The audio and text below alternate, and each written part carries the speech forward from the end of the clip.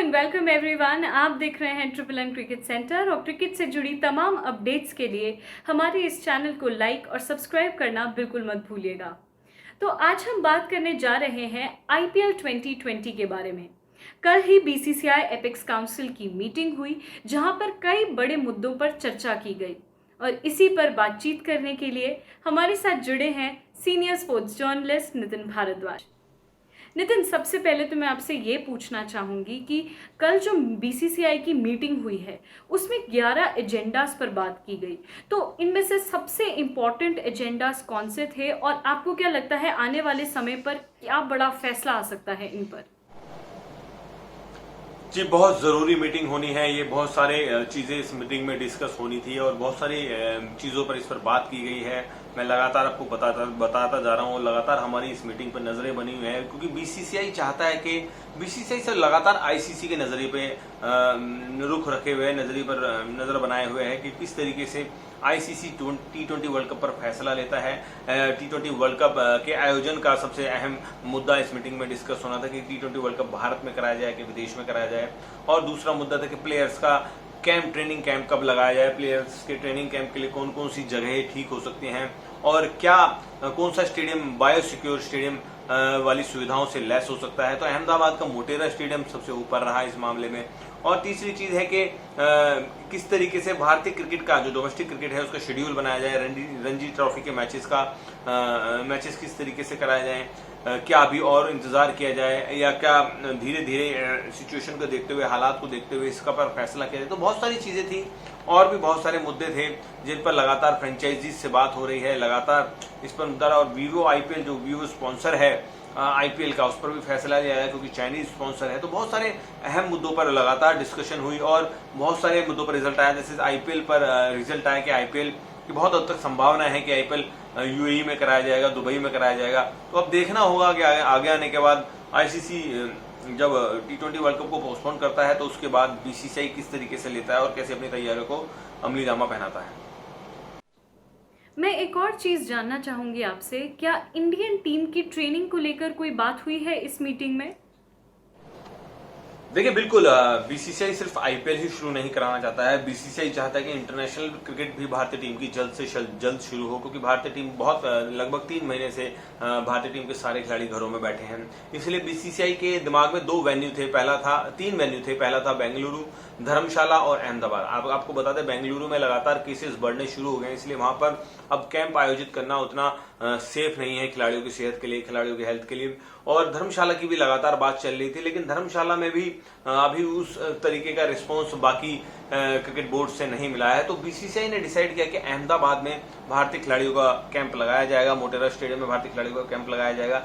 लेकिन अभी तक इसको लेकर इस कैंप को लेकर किसी तारीख का ऐलान नहीं किया गया, क्योंकि बीसीसीआई पहले चाहता है कि पूरी तरीके से स्थिति कंट्रोल में आ जाए, पूरी तरीके से सभी क्रिकेट बोर्ड से जितने भी भारत के अलग अलग राज्यों के क्रिकेट बोर्ड हैं और जितने भी भारतीय खिलाड़ी हैं उनसे एक बार सलाह ली जाए, उसके बाद ही बीसीसीआई कोई कैंप की डेट फाइनल करेगा। जी, जो कल मीटिंग हुई बीसीसीआई की, अहम मीटिंग थी बीसीसीआई की, तो स्पेसिफिकली आईपीएल 2020 को लेकर क्या अहम फैसला निकल कर आया है? देखिए, यकीनन एपेक्स काउंसिल की इस मीटिंग में बहुत सारे मुद्दे थे। सबसे पहला मुद्दा था कि आईपीएल इस साल आयोजित कराना है। आईपीएल आयोजित कराने के लिए क्या क्या विकल्प हैं, देश में आईपीएल कराया जाए कि विदेश में आईपीएल कराया जाए, और अगर विदेश में आईपीएल कराया जाए तो कौन कौन से वेन्यूज की ऑप्शंस बीसीसीआई के पास है। उसके अलावा खिलाड़ियों का ट्रेनिंग कैंप कहां पर आयोजित कराया जाए। जैसे मैंने आपको बताया 3 जगह थी, धर्मशाला है, उसमें बेंगलोर है और तीसरा अहमदाबाद है। और एक जो बहुत अहम मुद्दा था कि डोमेस्टिक क्रिकेट का शेड्यूल किस तरीके से बनाया जाए, कब से रणजी ट्रॉफी के मैचेस कराए जाएं, कब से जितनी भी डोमेस्टिक क्रिकेट की एक्टिविटीज हैं वो शुरू कराए जाएं। बहुत सारी चीजें लगातार इस चीज में चल रही, दौरान चल रही हैं। तो एपेक्स काउंसिल के आगे बहुत सारे मुद्दे थे, तो इन सारे मुद्दों पर कल बहुत एक सफलतापूर्वक मीटिंग की गई है। सभी लोग वीडियो कॉन्फ्रेंसिंग में मौजूद थे और सभी ने डिसाइड किया कि बहुत हद तक संभावना है कि आईपीएल दुबई में ही होगा और भारत में क्रिकेट शुरू करने को लेकर अभी थोड़ा इंतजार किया जाएगा, हालात का इंतजार किया जाएगा, हालात ठीक होने का इंतजार किया जाएगा, उसके बाद ही कोई डोमेस्टिक क्रिकेट का शेड्यूल तैयार किया जाएगा। हम सभी बहुत एक्साइटेड हैं आईपीएल के लिए, पर मैं एक चीज़ जानना चाहूँगी कि क्या इस बार आईपीएल में उतने ही मैचेस होंगे जितने हर सीजन में होते हैं? देखिए सुनो, में अपेक्स काउंसिल की जो कल मीटिंग हुई है उसमें डिसाइड किया गया है कि आईपीएल अब दुबई में ही आयोजित कराया जाएगा, लेकिन कितने मैचेस होंगे इस पर अभी सारे फ्रेंचाइजी से बात चल रही है। लेकिन पूरी संभावना ये है कि लगभग 45 दिन आईपीएल जो चलता है इस बार 45 दिन नहीं चलेगा। इस बार आईपीएल मुझे लगता है कि 2 हफ्ते या 3 हफ्ते के करीब चलेगा। 20 या 21 दिन आईपीएल एक छोटे फॉर्मेट में कराया जाएगा।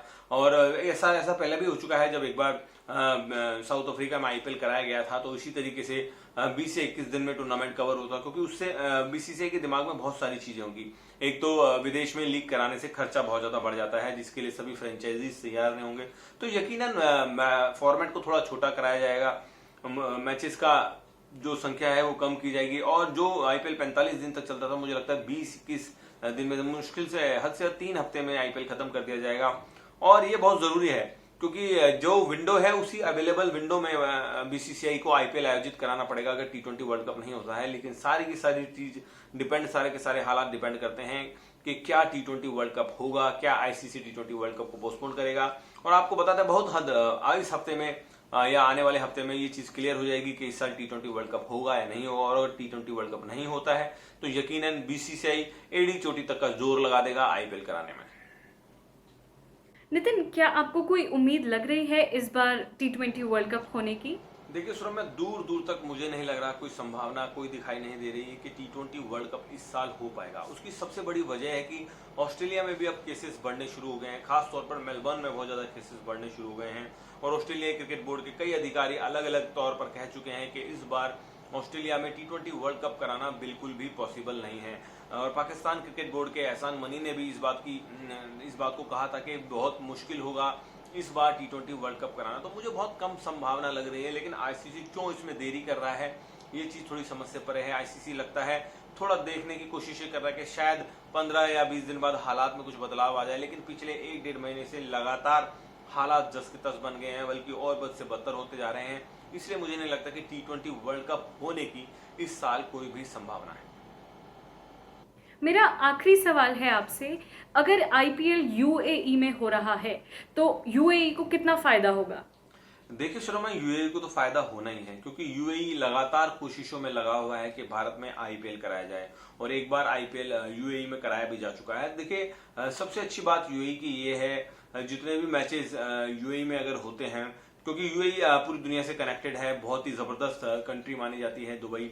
तो दुबई में अगर मैचेस होंगे तो कोई भी फैंस के लिए भी बड़ी आसानी होगी, और जो विदेशी प्लेयर्स हैं उनको भी मतलब दुबई लाना बहुत ज्यादा आसान रहेगा। तो आपको बता दें कि दुनिया के सारे लगभग जितने भी अच्छे वेन्यूज हैं जहां पर कोरोना का कम असर है, वो सभी लोग इन कोशिशों में लगे हैं कि आईपीएल उनके यहाँ कराया जाए। क्योंकि बीसीसीआई को एक्सपीरियंस है दुबई में मैचेस कराने का, तो इसलिए बीसीसीआई तैयार हो गया है दुबई यूएई जैसे वेन्यू के लिए। क्योंकि यूएई से भारतीय फैंस भी यूएई में बहुत ज्यादा रहते हैं, पाकिस्तानी फैंस भी बहुत ज्यादा यूएई में रहते हैं। तो वहां पर दर्शकों को जुटाना भी बीसीसीआई के लिए बहुत ज्यादा आसान होगा। हमारे साथ जुड़ने के लिए नितिन आपका बहुत बहुत शुक्रिया। और ऐसे ही इंटरेस्टिंग डिस्कशंस, एक्सक्लूसिव इंटरव्यूज और स्पोर्ट्स अपडेट्स से जुड़े रहने के लिए देखते रहिए ट्रिपल एन क्रिकेट सेंटर।